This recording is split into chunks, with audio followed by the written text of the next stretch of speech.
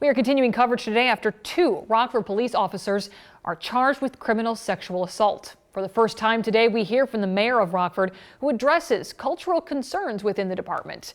Yesterday, we told you Rockford police officer Eric Thurmond was arrested and charged with criminal sexual assault. That's according to Chief Dan O'Shea. He announced in a news conference that a victim came forward and said Thurmond assaulted her in May. He was placed on paid administrative leave May 24th and arrested in Arizona yesterday, exactly 5 months later. And on Wednesday, Chief O'Shea announced Officer Daniel Basil, a 19-year veteran of the force, was also facing a sexual assault allegation. He says he was investigated and charged after an incident on October 11th.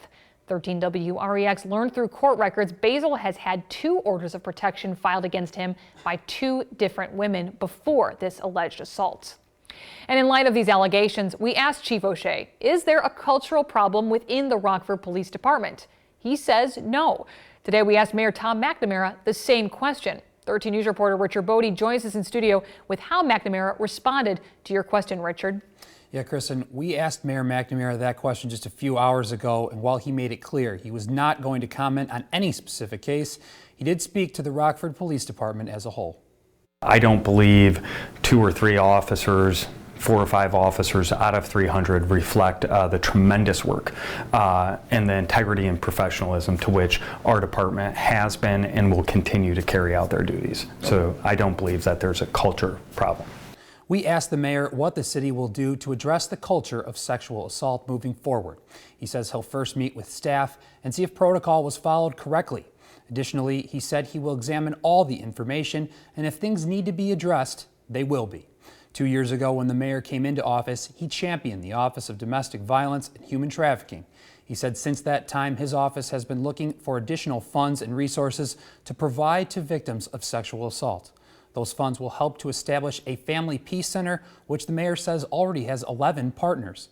But the mayor said he wants the community to know what resources are available right now if you're a victim of sexual assault and what his department is currently doing. What we are doing is connecting those individuals to the resources that are in our community. Those resources could be the Carrie Lynn Center, they could be remedies. There's a whole host of those resources.